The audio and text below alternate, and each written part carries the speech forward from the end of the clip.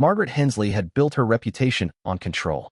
At 39, she was the youngest female CEO in her company's century-long history. Her schedule was precise to the minute: board meetings, investor calls, late-night strategy sessions. She prided herself on never slipping, never showing weakness, never letting anyone glimpse the private woman behind the power suits and flawless speeches. To the outside world, she was untouchable. But that night, as the clock ticked past midnight, the facade cracked in the most ordinary, humiliating way. She had come home exhausted, her mind still racing with numbers and presentations, and somehow, she still didn't know how. She closed her apartment door with her phone and keys still inside. The metallic click of the lock sealed her mistake. At first, she simply stared at the door, her tired brain slow to process what had just happened. She tried the handle twice, then 3 more times, as though it might miraculously open. It didn't. Her purse was inside, her heels pinched her feet, and the hallway stretched in both directions, silent and empty. For the first time in years, Margaret felt small. She leaned against the wall, silently cursing herself. The CEO who managed multi-million-dollar projects had been defeated by a doorknob. Worse, her phone, the lifeline she depended on every waking hour, was locked away. No calls to the building's manager. No texts to her assistant. Nothing. She considered sleeping in the lobby, but even that required someone to buzz her back into the building. The only sound was the faint hum of the elevator cables and the occasional creak of pipes. Then, a softer sound drifted down the hallway, light footsteps and the gentle murmur of a child's voice. Margaret straightened, brushing her hair back and squaring her shoulders instinctively. Appearance first, vulnerability never. But when the figures came into view, she blinked in surprise. It was a man carrying a small girl, perhaps 6 or 7 years old, her head resting sleepily on his shoulder. The girl's pink backpack swung lightly with each step, and she mumbled something about being too tired. The man, tall, broad-shouldered, in a plain sweatshirt and worn jeans, looked like someone pulled straight from another world, a world far removed from glass towers and stock tickers. Margaret hesitated. He didn't notice her at first. His focus was on the child. Only when he reached his apartment door, just a few units away, did his eyes flick toward her. "Everything okay?" His voice was calm, not intrusive, but it carried a natural warmth that startled her. Margaret opened her mouth, then closed it again. Her pride wrestled with her predicament. She could admit she had made a mistake, locked herself out like an amateur, or she could bluff. But the exhaustion pressing behind her temples left no room for pretense. "I locked myself out," she said finally, her voice lower than usual, stripped of the commanding tone she used in boardrooms. The man adjusted his daughter, who was nearly asleep. "That's rough," he said, not mocking, just matter of fact. "No phone." She shook her head. He chuckled softly. "Figures.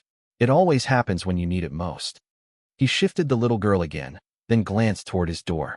"Listen, I was just about to put my daughter to bed. You're welcome to come inside for a minute. Use the phone. Maybe call the building manager?" Margaret blinked.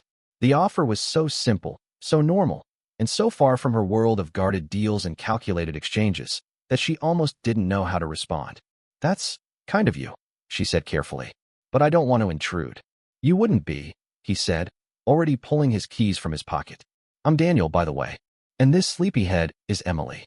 The little girl stirred just enough to peek at Margaret with bleary curiosity before burying her face against her father's shoulder. Margaret found herself softening. "Margaret," she replied, her name sounding strangely vulnerable when not preceded by Ms. Hensley or Madam CEO. Daniel nodded and opened his door. The faint smell of home-cooked pasta wafted out. Simple, comforting. Margaret stood there a moment longer, the polished marble hallway stretching behind her like a stage where she had forgotten her lines. Finally, she stepped forward. Inside, the apartment was modest, nothing like her penthouse filled with sleek furniture and city views. But it was warm. Family photos lined the walls.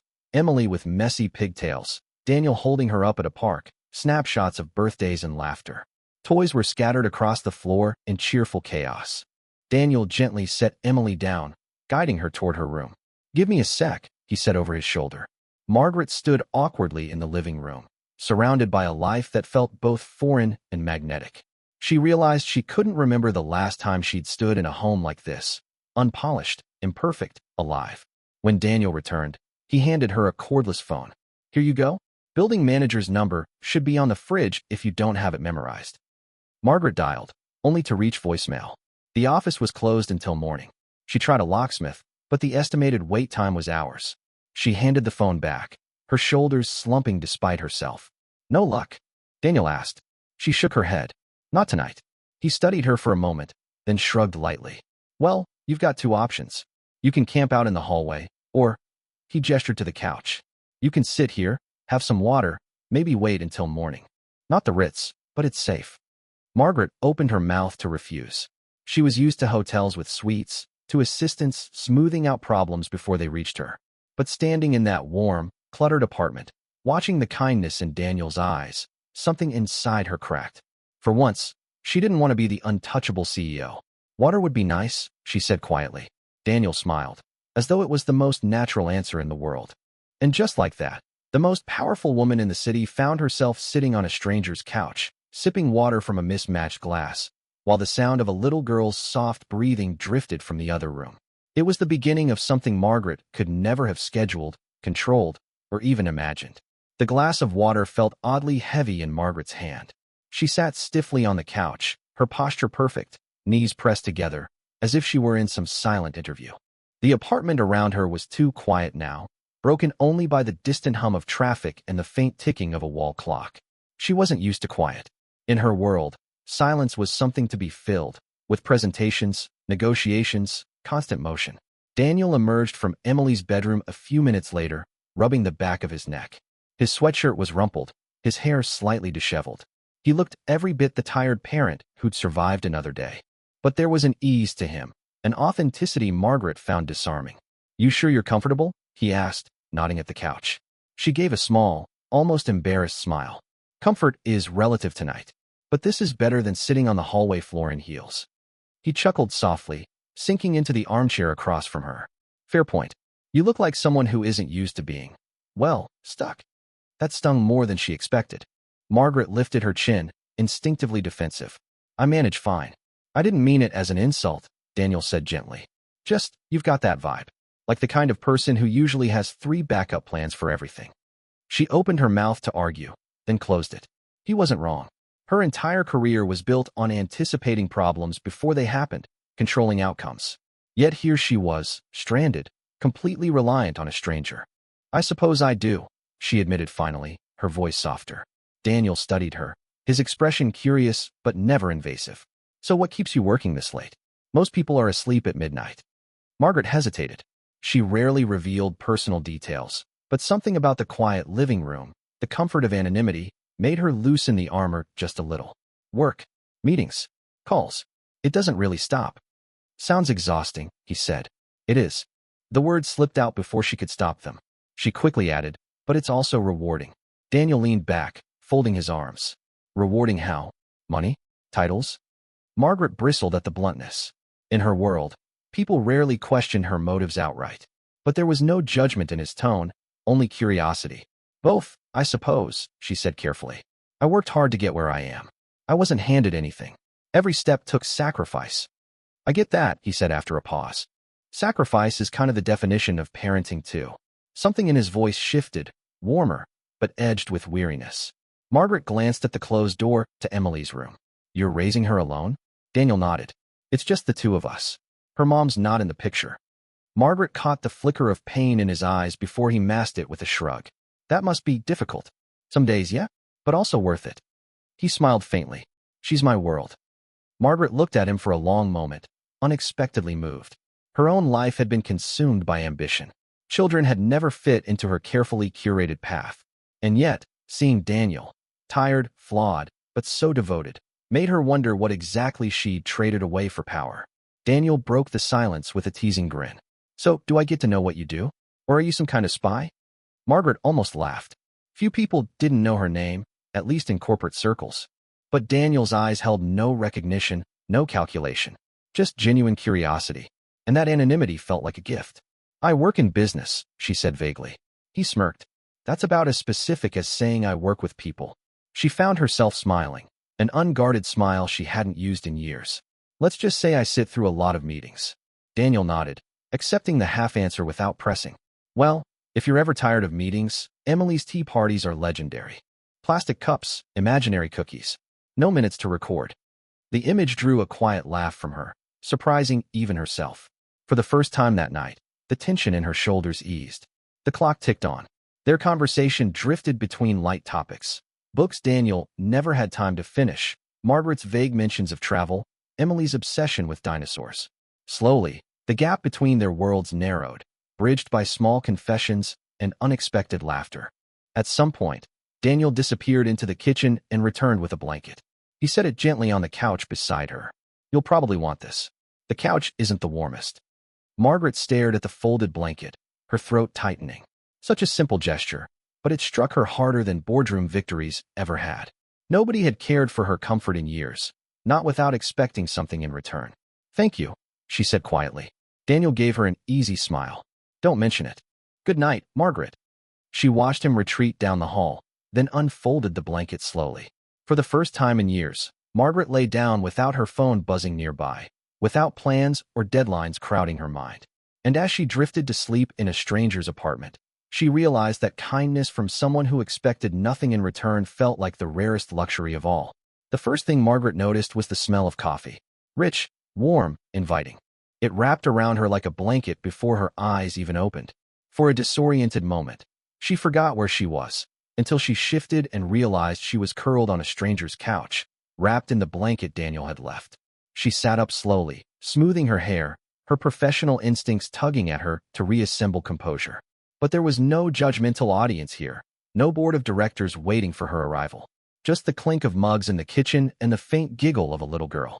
Good morning, Daniel called, glancing over his shoulder as she entered the small kitchen.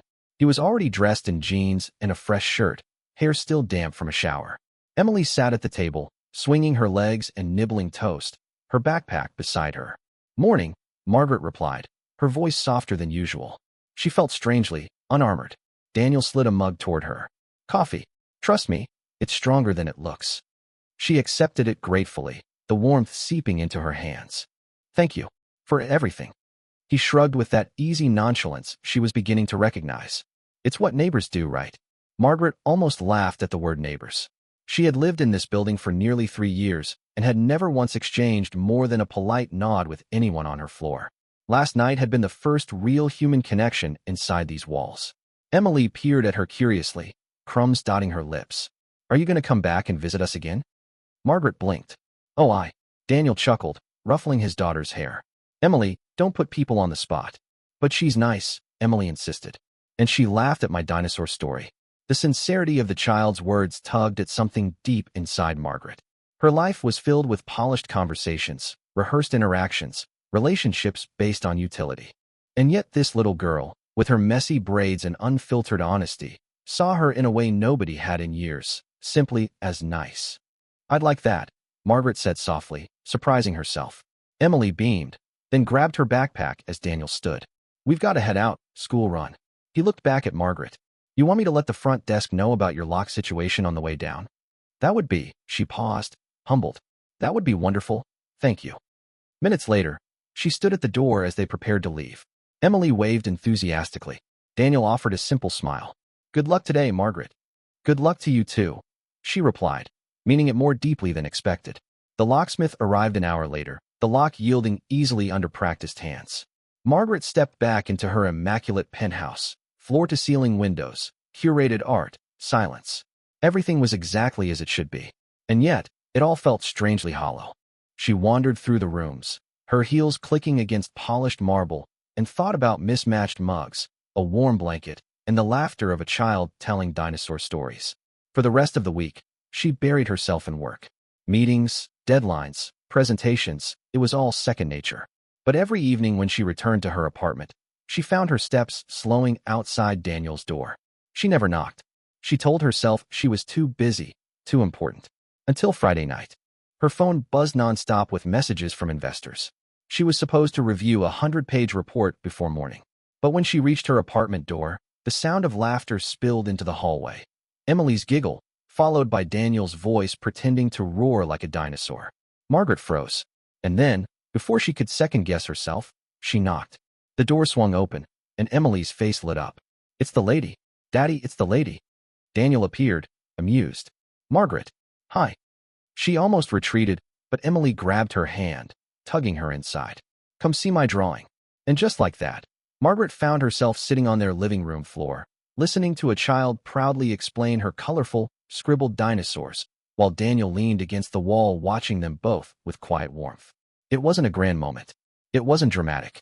But as Margaret laughed with Emily and felt Daniel's steady presence nearby, she realized something life-changing. Kindness had cracked open the armor she'd worn for years, and in its place was a glimpse of something she hadn't known she was missing: connection, family, the possibility of belonging. Over the following weeks, their paths crossed more often. A wave in the hallway turned into a shared cup of coffee. A quick conversation stretched into dinner at Daniel's table. Emily started asking when Miss Margaret was coming over, and Margaret found herself rearranging meetings just to say yes. She never told Daniel about her title, her company, her wealth. Around him, she wasn't a CEO. She was just Margaret, someone who laughed, someone who listened, someone who cared. And Daniel never asked for more than that. Months later, standing in that same hallway where it all began, Margaret reflected on the strange chain of events. One mistake, one locked door, one single dad carrying his sleepy daughter home. It had started with a simple act of kindness, and it had opened a door she never knew she needed. For the first time in years, Margaret felt like she was exactly where she belonged.